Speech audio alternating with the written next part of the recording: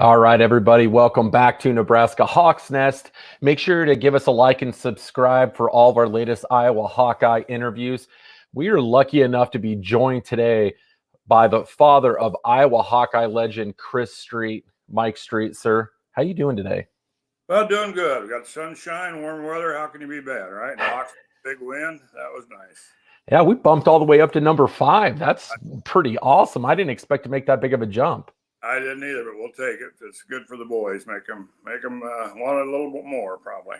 Absolutely. Hoping to get one of those top 2 or 3 seeds in the tournament, and so we can get a good placement. Right now, they have us in the bracket, the same one as Gonzaga. So not real excited about meeting them. But if we do meet them, that means it's probably going to be in the Final Four. So I'd be okay with that too. Well, you got to beat them all to win the championship. So whatever it draws. But yeah, it'd be nice if we weren't with them. But we'll take what we get. Absolutely. We're just happy to be a part of it, and happy to be able to have a basketball season this year. Just thankful after last year being canceled. The Iowa basketball team was really hot going into the end of the year, and then with the tournaments, the conference tournaments getting canceled, that was really disappointing. So just thankful for basketball this year, that's for sure. Yeah, it's been. I'd hate to think we didn't have our football and basketball. It's been really a long winter. So good, and the boys, what dedication they have done on the teams to make this thing work. I mean, people forget they've been away from their families and stuff all this time, and a lot of them, the sacrifices they've made. I think we're way too quick to criticize young men because they've really dedicated their lives to this situation this winter. That's a really great point that does not get brought up enough, that most of them don't get to go home over Christmas. They don't get to see their families, and they really sacrifice. I lost you on your voice there. Oh, can you hear me okay now? No, I lost you here. Can you hear me okay or no? I can now, but you faded out there. Might be my signal on this end. I don't know. Okay. All right. Well, that's how the streaming stuff works. Occasionally we have a technical difficulty here and there.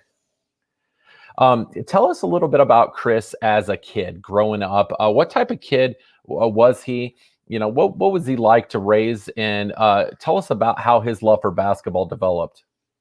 Oh, Chris was really a joy to raise. Of course, I mean, as soon as he got old enough, we hunted and fished, and he was a natural doing both. I mean, first time he shot not his gun, but when hunting, he killed a rooster and a couple quail, and he could fish at 2 years old. He could cast a lure and bring it back, and he was just a natural. Never really had any years that he wasn't coordinated, and always tall and just a delight. I spent a lot of hours with him, and really fun. And he'd go work. We'd work.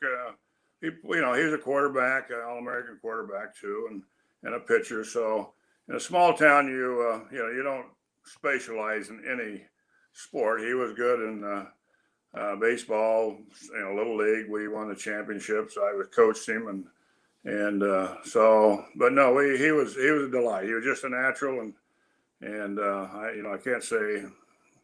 Of course, we had our problems, once in a while, but overall, I mean, he was a lot better kid than I was. Let's put it that way. Yeah, he always played with such passion and positivity and so much excitement when he was out on the floor, and it was infectious, just to his teammates and to the crowd and everybody on the bench. He just unintentionally pulled people into the game and got you even more excited. Can you tell us about his love for basketball and how that got started and grew over the years? Well, I don't really know, but when we were growing up, all there was the Hawkeyes on TV. So I mean, every Hawkeye game was an event to get in front of the TV and watch, because we were far enough from Iowa City, and then back then I don't think you could have got tickets anyway. But we did get tickets to the Amana Classic back in those days, because that wasn't strictly season ticket holders, and we went over there a few times. We went down to Kansas City to that regional. That they got beat there in the last seconds or so. So I mean, we were Hawkeye fans from word go, and we played. My wife's a good ball player, and she played basketball, and so we'd go out on the drive and play 2-on-2 with his sister Sarah, And none of us liked to lose. And weekend we'd play town team softball, and so we're a competitive family and a sports family, and so it was just a natural. And he grew, and he didn't like to lose, which is good. So no, he had the competitive spirit. Probably his mom. I'm just so docile that, so I will blame her for that. But anyway, just no, he was. He got in his freshman year. He qualified for track and high hurdles. He had the speed, he had the coordination, and he was clocked at 88 mile an hour his freshman year in baseball as a pitcher, so no, I can't say that he was just a natural athlete. I heard a little bit about the story of when you guys got Chris's first recruitment letter from the University of Iowa and how you decided to show it to him. I think this is just an awesome, awesome idea. Can you tell us about how that happened and what you guys did? Well, actually, it went to the high school, and one of the coaches gave it to us. So we decided, it was getting close to his birthday. We just frame it and present it to him. And he'd been Iowa State had been calling him, and been actually Johnny Majors, or not Johnny Majors, but Johnny Orr had been to 3 or 4 of his games, and Hallahan, and so they were actively recruiting, but Iowa really hadn't shown any interest. We didn't think, but anyway, so when we got that letter, that was a big moment. We couldn't afford to go anywhere else with all of our apparel, So. Oh yeah. But it was just a letter that says, "Hey, we're interested. We've got some interest in you, and if you're interested, please contact us so we can follow up and go from there." And so that developed. His birthday was February 2nd, and we gave it to him, and big old smile, and we were excited. And then as developed, they started calling, and Coach Close was the main recruiter, and thought the world of him. So anyway, then come summertime, they invited him to camp, and he went over there, and actually that's when they, after watching him play, had to hit personal got to play with the players at night. That's the thing, that when you go to camp, then they can invite you to play with the players in pickup games, and he was lucky enough to do that, and they were impressed, and I can follow that story up if you want me to, a little bit about the recruiting, or. Yeah, absolutely. Well, it was kind of neat. Bruce Pearl was there, of course, back then, and Bruce Pearl took him uptown, walked around, and talked with him about his goals and ambitions, and so when he got back, and Bruce Pearl told Christopher, he said, Coach Davis may offer you a scholarship. What do you think? Or we want you to think about that.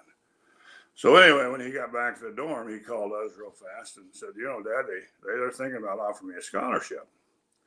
I said, wow, son, that's really great. I said, so anyway, he was excited, and so I got to thinking about that.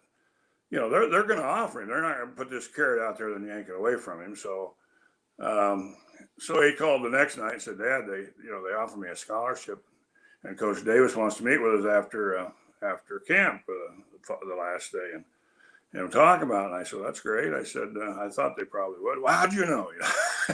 And I just said, well, they weren't going to do that without really following through, son, and so forth. So anyway, we met with Coach Davis and afterwards, and he said, well, we'd like to offer Christopher a scholarship. We can't make it official and can't say anything because it's not time. But he says we'd love to have Christopher as a Hawkeye.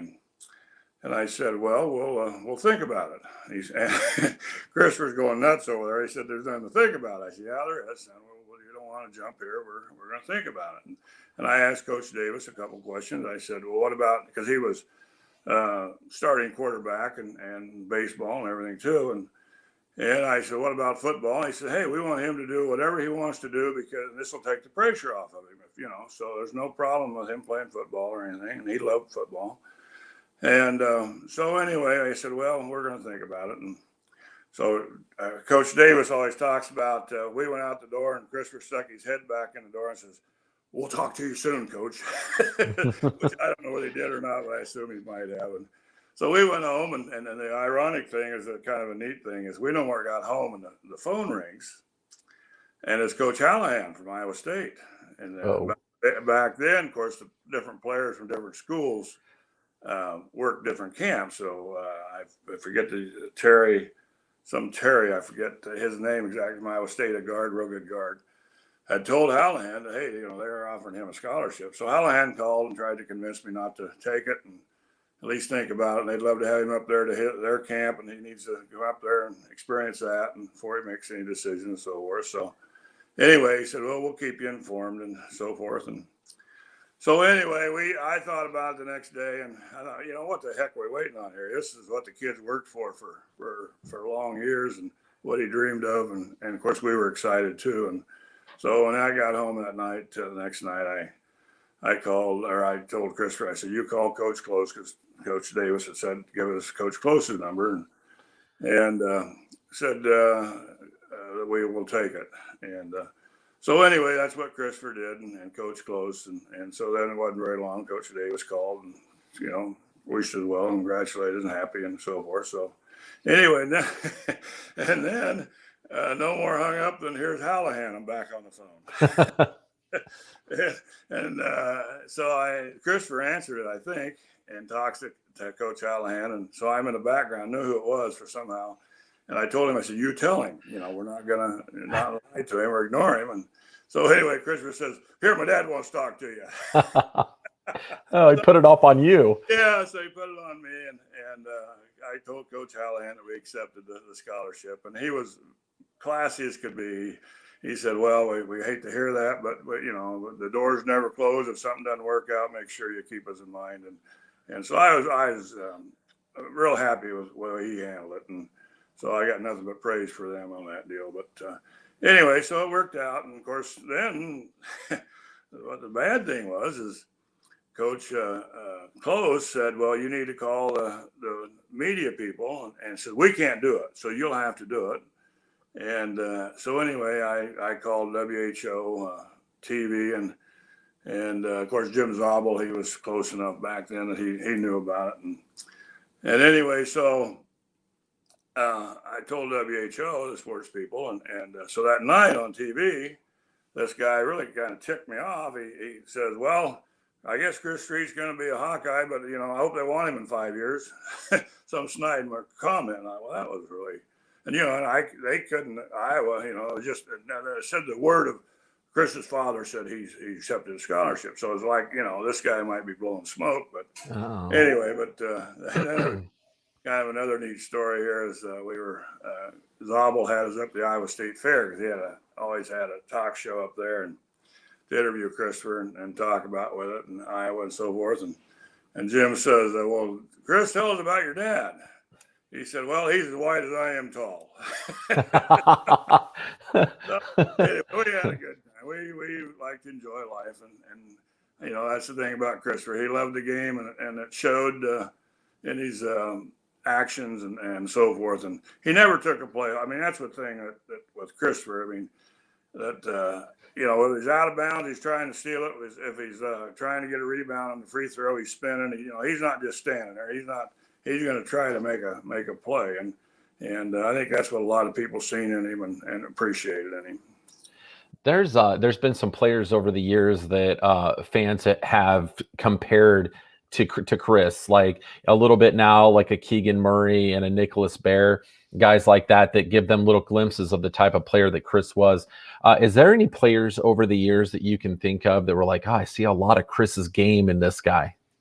Yeah, there is. I mean, Whitey, is another one that was compared, and that's he's made a great career out of his European basketball over there, and but a lot of good hard workers out there. Nicholas Bear comes to mind, and I see Keegan. You're right. I mean, I see Kenyon in him too. I mean, it's kind of a nice, beautiful blend, and I know I've watched Chris in high school too, Murray, and he's right there. He'll be there too before long, and so that's a pretty neat story. But I mean, Jess Settles. I mean, these good Iowa kids, and nothing against non-Iowa kids. I don't want to sound like I'm, but they appreciate the opportunity. I mean, Jeff Warner, Dean Oliver. I mean, you could just go down the line.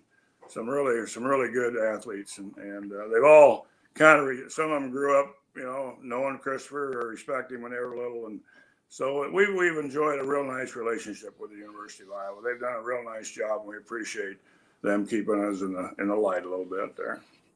Well, that's great. The fans appreciate it too, and we all the Iowa fans love to see you and your wife at games and see you guys on the sidelines because it fills a little bit of a hole in our heart to see you guys there and to see you guys still a part of things. So it means a lot to us as well. So you got to keep going to those games because it's inspiring and it gets everybody around you really excited, and it's a lot of positive energy. So hopefully when this pandemic thing's over, we'll see you guys sitting back on the sidelines again.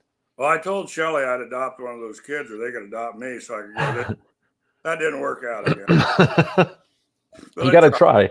Yeah, we'll try to go to the tournament games if they allow. But Okay. we really enjoy it, and we really enjoy the boys. They're great young men. Tell us about Chris's relationship with Dr. Tom. It seemed like that they had a really special relationship, especially for a coach player, that they had a really great connection. Tell us about how close those two were. Well, actually, Christopher respected Dr. Tom, but back then, Dr. Tom didn't get too close to his players. He through the assistant. Coach Close was Christopher's guy. He had all respect in the world for Dr. Tom, but after the Christopher, you've seen it change Dr. Tom, and he would have told you probably that, he regrets missing out, not getting closer to some of the players. Now, after they graduate, he gets real close to the players, and he has been, and that's just a style of different coaches, and nothing against Dr. Tom. He's been great to us, when we talked about the recruiting, I said, Coach, how long are you going to be here? And he said, well, before we said yes, because he was important to us. And he said, well, Mike, he says, you're declaring to the college and not me. He says, as long as Bump Elliott's here, he said, I see no reason why I'd ever leave. So that was quite a compliment to Bump Elliott. And I got to know him a little bit, and what a great gentleman he was. So, but anyway, Dr. Tom and Christopher and Dr. Tom had a great relationship, head to head. I think it was more just still a coach-player relationship than anything else. But that's just the way he was then, and nothing wrong with that. But afterwards, you've seen a different Dr. Tom on the sidelines. He was a little more open to get closer to the players when they were there actually playing. Well, that's interesting. That's good to know. And, I think there's a lot of coaches out there like that. Sure. And that's my perspective. And I may be wrong. I've been wrong before, so it wouldn't be the first time. Yeah. I'm wrong all the time. So I know how that goes. I used to be right on everything. Now I think I'm wrong on everything. So it changes when you get older. Yeah. You hit that peak in life where you're like, I'm nailing everything. Yeah. And then all of a sudden at some point you just start to go down. And it's like, oh, okay, well, I'm slipping here. I think you get smarter, realize you're not as smart as you think you are. Yeah, no, exactly. Wanted to ask you a really important question that I had thought about. When Chris was at Iowa, just about everything, Chris was everybody's favorite player. Can you talk a little bit about why you think that Chris was so ingrained in the hearts of Iowans and in almost every Hawkeye fan's favorite player? Well, I think it was due to a couple things, or probably more than a couple, but the fact that he played hard, the fact that he showed his emotion. He loved to get the crowd involved. He'd give the big old hand, come on, let's go, and yet, you've had some coaches talk about that. He was the last one to leave the autograph line. He appreciated. He remembered when he was a kid, and we went to a few games and places to get autographs and the players. So he never forgot that. He wanted to be a fan favorite, I think, and he done extra things to do that. But mostly, I think it's just his enthusiasm, and then he could talk the game real well. So the media, was part of that, probably interviewing him all the time, and he understood the game. And great personality. You shoot people that smile all the time and having a good time. Yeah. You want to be around him, so that was a big part of it. And, I'll give that to his mother a little bit. The guy had like the most infectious smile ever. There's certain people in this life that you meet, and they're few and far between, but when those people smile and they have that electric, that special smile like Chris had, it's infectious. You can't not smile. You can't not be pulled in, and that's what he had. Well, and the other thing, here'd be a good chance to plug my book here, Emotion in Motion, that Rick Brown, attaboy. Yeah. Anyway, there's some neat stories in there that talk about some extra things he'd done, and to people that some of that stuff we didn't even know about. But he had I'll just scan a little bit here, but he had a teacher that he really liked, and she had a child that was sick and stuff. So he made a special effort driving from Iowa City, just come over here and be with the child and talk to the teacher. And it's really a neat story in there on that. And Bert Hansen, his high school coach, talks about him going to camp, and he'd been over in Europe with the Big Ten All-Stars and had just got home, but he told Bert he'd go up to Lake Mills, which is Bert's hometown, and do a camp. And he says Chris would not leave that camp until he played one-on-one with every player there, even though he was, he said when he hit that car, he was asleep, but he said he would not. So just things like that. He made the extra efforts. He had more patience than I would have probably, but he done those things. Tell us a little bit about, I believe it was around 12 days after Chris's passing in 1993, when Iowa laced up those shoes against the Fab Five at Michigan. Big time game. A lot of emotion going into there. It had to have been, a very difficult game for the family and for all the fans and the players and everybody there. Can you tell us about what that game meant to you guys as a family and what the atmosphere was like there? Well, it was tough. I mean, especially for my wife, and maybe I didn't feel enough for her pain at that time, but it was hard for her. It was really hard. And but I get emotionally involved in the game, and I don't know whether lucky is the right word, but got involved in creating. We had good people around us at the time of the accident. And they said, Mike, we can really do something here, maybe, because we was always short of gyms in Indianola. Maybe we can, get a Y or get a gym made up. And so we created the foundation, the Chris Street Memorial Foundation. And I got heavily involved in that. And I think it took a lot of my focus off of actually what had happened, although every now and then you never. But so I kind of refocused, and maybe that's part of the men too. But we were over there, but it was and sitting there, and it was tough. I mean, but I got involved in the game, and if you watch the films, Patty's sitting there, she just having a real hard time with it. And yeah, kids, we were there for the kids. I mean, we knew, we just felt like Christopher would want us there, support the kids, and so it's kind of a double-edged thing there. Yeah. Well, I know it meant a lot to the fans and to the players and everybody that you guys were there, and it really energized that team. They absolutely had the refuse to lose mentality. They were not going to lose that game, and they weren't going to let it happen. And they wanted to win that game for Chris. And I recently rewatched that game, and I was a blubbering mess the whole entire time I watched it. I was a wreck. So it was but it was just one of the all-time classic Iowa basketball games, and it was a very fitting way to pay tribute to a wonderful person and one of the best players in Iowa basketball history. Because, as you guys know, not only was Chris a great player, but everyone always says he embodies what it is to be a Hawkeye. He's everything that goes into him with his high character, his integrity, his infectious smile, and his refusal to quit out on the court and just to continue to play hard every day.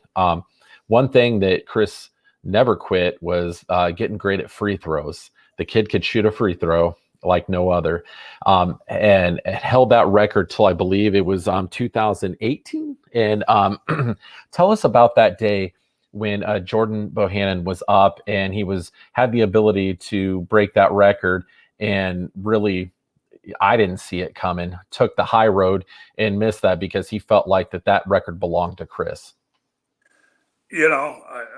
Look, it actually is a miracle I was there. I had been fishing up north, ice fishing with some of my college classmates.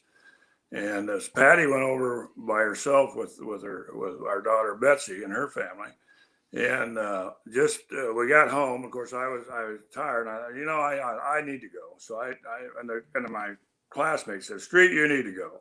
So anyway, I met him over there, and but I had not even had a thought that he would do it on miss it on purpose. I mean, I felt like he was going to break it, and I felt like, what a good kid, what a great kid to be the person to break it. If you wanted somebody to break Yeah. it, I thought Jess Settles might at the time, and I thought the same thing about him. But anyway, so yeah, he broke that, and he made the first one, of course, or the 1-on-1, and he makes this one here, and Patty, and he misses that, and Patty says, "You think he missed that on purpose?" And I said, "Gosh, I don't think so. He was fouled pretty hard. Maybe just kind of fouled him up, And anyway, so again, it still wasn't smart enough to put it all together, and so after the game, of course, we went down there. Well, actually, we went into the tunnel. We weren't planning on being on the court by any means, and just to congratulate him and talk with him, but Fran come and got me and said, "Come on, you need to go out here." And Margaret grabbed a hold of Patty and says, "Come on," and and I'll just put a plug in for Fran and Margaret. They're the greatest people. I mean, you don't see the real Fran on TV when he throws his fit. I mean, he's just a great guy, and Margaret's just right there with him. But anyway, we go out and talk to Jordan and so forth, and still hadn't put it together. So then Fran wanted us back in the locker room, so we head back to the locker room, and somebody stopped to interview us, and I think it was Rick Brown actually, and Rick says, he missed that on purpose. And I said, "No, surely, you sure?" "Yeah, he missed it on purpose." Well, it kind of upset me a little bit, thinking it degraded the record a little bit, and so I was a little shocked, I guess that would be the word. And Patty, of course, just heard her comments. "Oh, he shouldn't have done that. We didn't want him to do that." So anyway, so on our way home, and it really dawns on me what this kid done. I mean, what a appreciation for the fact of Christopher not being able to continue and respect and put him ahead of himself. And so anyway, that that was our thoughts going in there, and so I wrote on Facebook and so forth, but. Just what a great kid, what a great family, and we've got to know them and got to know Jordan really well, and he'll even call Patty grandma once in a while. So it's That's all right. I love she, that. she loves it because she loves her children and grandchildren. So no, we've got a nice relationship there, and I know he wanted to get up there and do it again, and he was getting up there in the 20s, I think, a couple 3 games ago, and he missed one, but. So anyway, but yeah, it's a great tribute to Christopher, and what a class act by a great young man. When that happened, I was in the same boat as you. I thought he just missed it. I didn't know that he had done it on purpose. And they kind of came back later in the game and they're like, what a great gesture. He did it on purpose to honor Chris Street. And we were the same as you, Mike. So don't feel like you were slow on that one, because we were all slow. I was pretty slow. Yeah, I don't blame you, because I was in the same boat too. Do you want to take a quick second here to tell everybody where they can find the book Emotion in Motion? Where are some Sure. places they could order that? Well, we worked with Hy-Vees quite a bit, but that's kind of over. I haven't really been, but there's still some few Hy-Vees that have it, and I hope to get out to Omaha area and out west, and I didn't. I apologize for that. But anyway, on eBay, MJ Street, the seller, which is myself. And if you want them personalized to somebody, we'd be glad to do that. The black and gold shops, I still have them. If you're into the Iowa tournaments, Hall of Pride there at the Hy-Vee, near the Hy-Vee arena has them. Indianola Hy-Vee has them. Yeah, other than that, there's not a lot available out there right now, and we're getting down on them a little bit too. And I want to try to get them to some libraries where I think more people get a chance to rent them. So I don't know that I missed anybody. I probably did, and I apologize. But basically, eBay, MJ Street, Black and Gold Shops, their website. And Hy-Vee, if you're around here locally or in Des Moines, it's at Hall of Pride. Oh, if you're a big Hawkeye fan, this is definitely a book you need to have in your collection. And it, Rick Brown done a terrific job, and contrary to what people expected, and even I mean I didn't even pre-read it. I mean I put him in charge of it, and he done it, and but it's not a lot of basketball stories necessarily as much as it is personality and personal stories and so forth. So anyway, and we got nothing but great reviews on it, and it's for the Rick wrote it. He wants these young kids, junior high school, to read it and be motivated and see that the good can survive or whatever. the great stuff that can continue to live on are things like this book, the Chris Street Memorial Scholarship, and the gym in Indianola. I remember in high school being able to play in that gym, and it's an awesome tribute to Chris. It is very cool, and it gets kind of makes the hair on the back of your neck stand up. Like, wow, this is something else. They really did a nice job with it. They did, and we had an art teacher, Kling, that put that mural up there, and that what a terrific job that was. I mean, and he more or less dedicated. We made a little donation to the art club there for the school, not himself, unselfishly, and that's really, you're right. That's a neat deal. Well, Mike, I just wanted to thank you for taking time out of your schedule to sit down with us at Nebraska Hawks Nest to talk about Chris and his life and legacy. And again, just wanted to give you and your wife, Patty, a sincere thank you for always being such great advocates to the University of Iowa basketball program, because I don't know how much you guys know this, but when us fans see you guys in the stands, it always makes us feel like that there's always a part of Chris there. And, that means a lot to us. So we just wanted to thank you for always being there and being supportive of that. Well, I appreciate the comments there, because and we understand other people's lost their child, and that's important to them too. And I think probably since you're in Nebraska, I should shout out to Paul Lusk, assistant coach of Creighton. He was Christopher's roommate, and of course he played at Iowa there too his freshman year before he transferred. But Paul has been a great.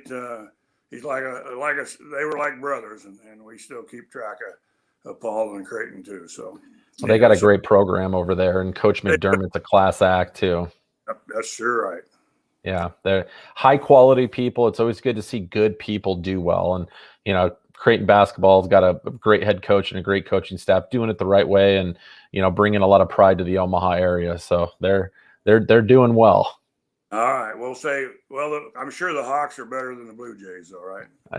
Yeah, they're rated higher. So come on, that's like we're number 5. Come on, we are better. Regardless, it's always going to be Hawks above Jays every day. Make sure we get Fred. Of course, a little story about Fred.